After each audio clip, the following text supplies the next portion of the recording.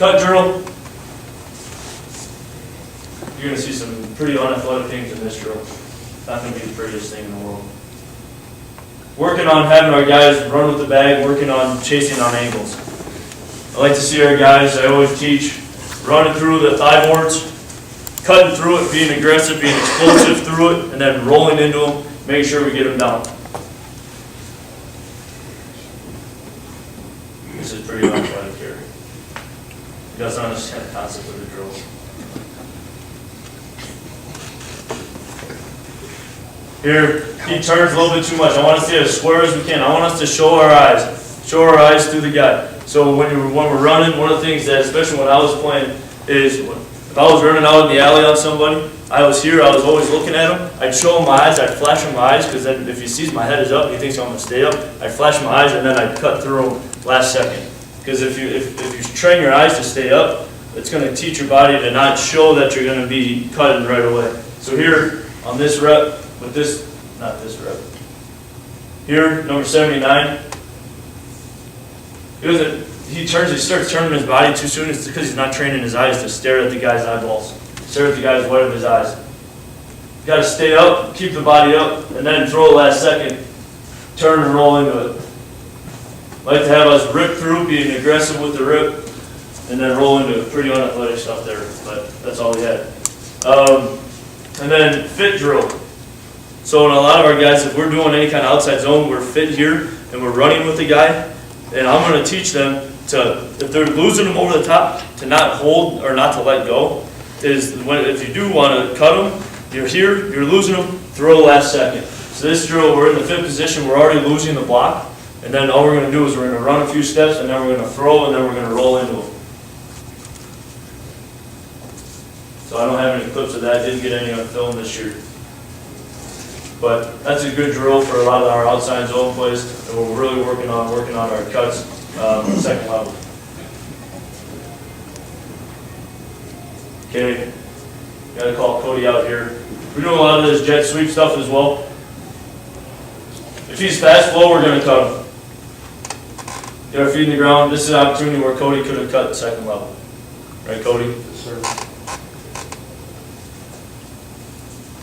This is just one of the opportunities in the game that this is where we would see this happening. And then, I didn't get any of this on film, but this is a picture from my old days. Now we're getting into the pass concept stuff, some of the pass protection stuff. Any questions on any of the run game drills that I've gone through so far? You guys got any questions on anything? Open it up right now for you guys. Nothing? Let's look to you. A couple of things. You know, you do anything in the off season to work on your linemen as far as their hips and knee bend. So as you come in the season, they're not so high. And just two-part. Is there any change when you get down in goal line to your attack points or how you're going to come off the ball in 3rd and 1? Or we would narrow our splits up. Narrow our splits up, crowd the line of scrimmage a little bit more. Okay. Get them driving. And then off season, since I do the strength and conditioning stuff as well, we do a lot of hip flexibility stuff and a lot of overhead squats. We do a little bit of that.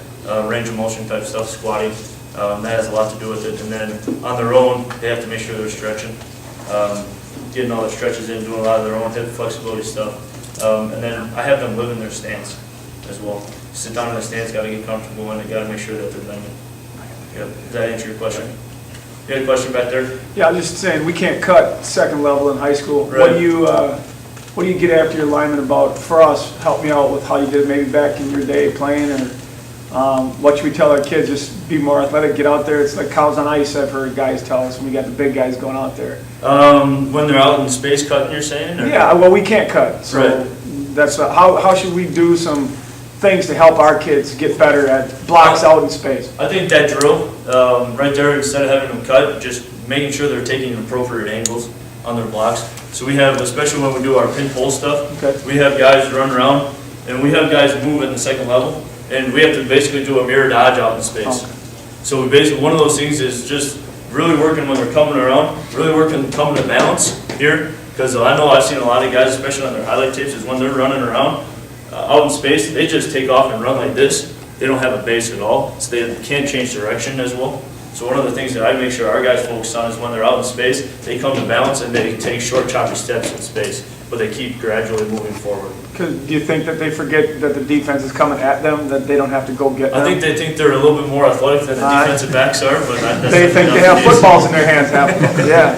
So I definitely think that just training it over and over again in space blocks. I do a lot of that with our tight ends and fullbacks as well. But one of the things that I overemphasize is making sure that they have a base when they come to balance. And once we get to that position, we do we just basically do a mirror dodge in space and have them mirror them up and try and lock on as best we can. One of the things that, a different drill that I don't have on here, that we do, that I do with the tight ends, that has a little bit to do with gaining control and getting the base at the point of attack, is I set up bags here. So I took this from Tim Polisek when I worked with him at NIU.